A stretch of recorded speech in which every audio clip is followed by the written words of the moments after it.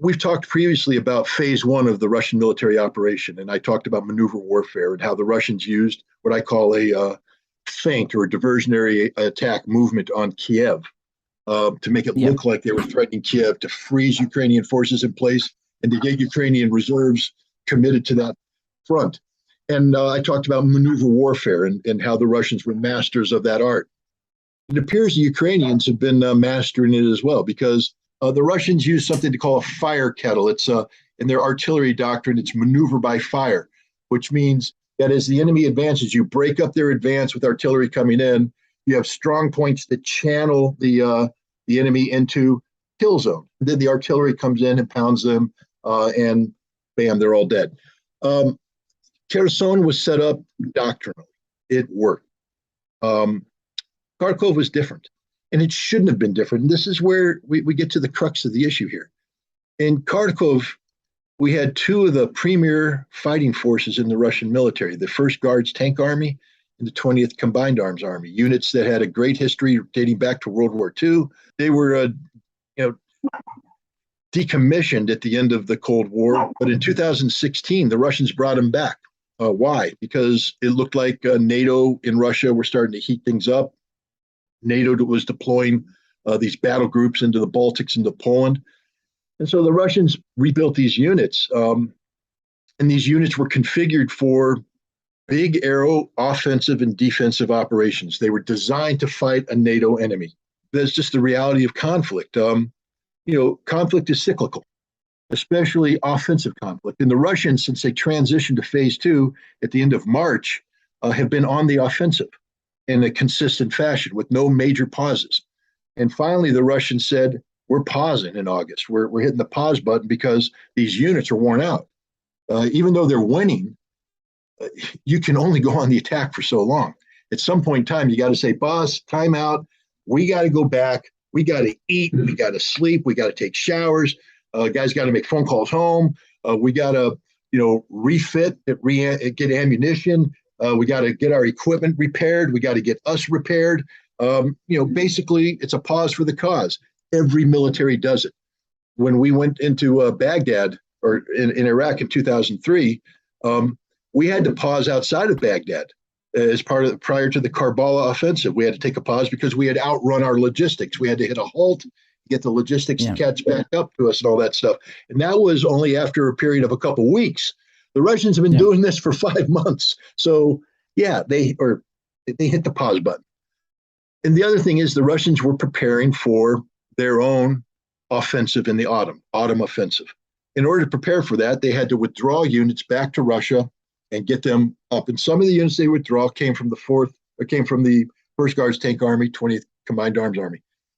So now you have a weakened force structure in Kharkov. Normally what happens when you withdraw frontline units, you'll bring in designated reserves of similar capacity, similar capability, and they'll replace you. And you can maintain your doctrinal defensive alignment. The Russians didn't do this, though, for some reason. In certain sectors of the Kharkov front, instead of putting conventional rifle battalions on the front line, they put special police units, OMON, SOBR, S-O-B-R. They put militia units from the Donetsk People's Militia. They put National Guard units, which are, just a fancy name for Ministry of Interior troops. And these guys don't have the same doctrine. They don't have the same training. They don't have the same equipment. And you put them on the front line of a major combat area. And not only that, they didn't put enough of them there. So whereas in Kherson, when you had one strong point in a village and another strong point in a village, you might have a kilometer gap between them. That's enough for them to have effective fires to block that. In Kharkov, sometimes you had 5 kilometers. Where was the artillery? They had stripped all the artillery away to go to Donbass to wage that meat grinding combat we talked about that's very successful in that slow but steady advance through the Donetsk People's Republic, where Wagner is doing the outstanding fighting, again, outstanding from a military professional sense. I'm not taking sides here. The performance that Wagner's doing outside of Bakhmut is needs to be commended from a professional standard. They're succeeding, but they succeed because they have a lot of fire support, and that fire support came from other units that were stripped away. And this was done in Kharkiv, which should have happened if you're going to thin out the ranks, but they didn't have that. And here's where it gets. This is the problem. So there's a sloppiness, there's a complacency that took place upon the Russian command, and then there's an intelligence failure, because everybody on the internet knew the Ukrainians were building up forces. And if we know that, there has to be the Russian equivalent of Scott Ritter, who's watching that as well, looking at it going, holy beep, they're building up their forces. Well, this is the thing. What happened? First thing is the Ukrainians have the benefit because they're a NATO army now. So they have the benefit of American and NATO intelligence. So they're getting the extremely high right. I saw in the Telegraph, they're saying the British and American intelligence were working in tandem with the Ukrainians. So they're working sort in of, tandem. They're already they were admitting doing it. And that's the reality. So now the Russians have a choice. Do we fight and die in this big mobility battle in Kharkov? Because they could have. I mean, they have reserves. They have limited reserves. They could have gone in and tried to blunt the Ukrainian attack, get involved in this, who can outflank whom, etc. But here's the issue. The Ukrainians have the advantage. The Russians are in reactive mode. And somebody finally woke up in the Russian high command and went, we're getting our butts kicked. So what do we do about this? Do we sacrifice our men, try and hold on to worthless territory? Because what does Kharkov Oblast bring to Russia in the big picture? Not a darn thing.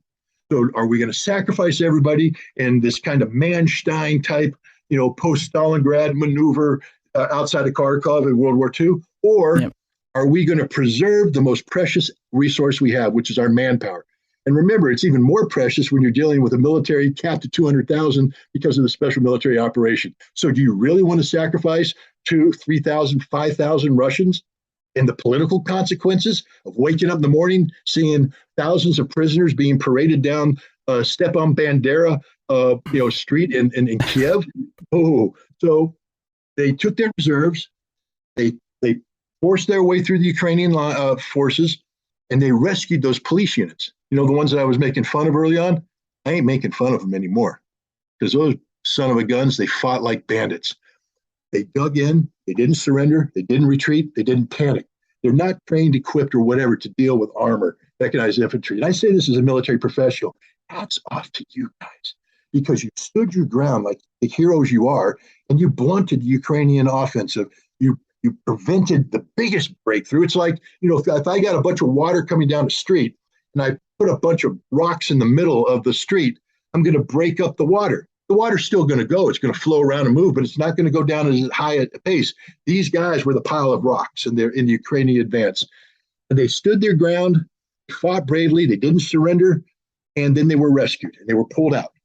And again, I mean, when the history's written about this, these are one of those moments where you realize how brave the Russians are. I mean, and I'm not denigrating the Ukrainians. I already told you. You know what kind of courage it takes to do the offensive that they've done? Right. These are the biggest cojones in the world. The Ukrainians are brave. They're gallant. You behaved well in the retreat, but it's a retreat.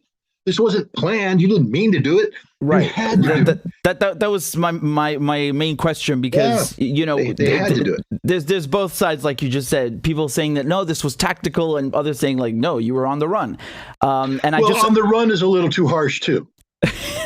On the run, the Russians never lost control.